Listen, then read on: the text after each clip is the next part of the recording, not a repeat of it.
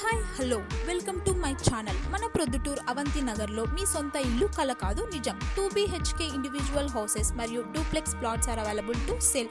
Location వచ్చేసి Korapadu Chagalamarri road పక్కనే రానున్న 100 feet road TVR petrol bunk దగ్గర.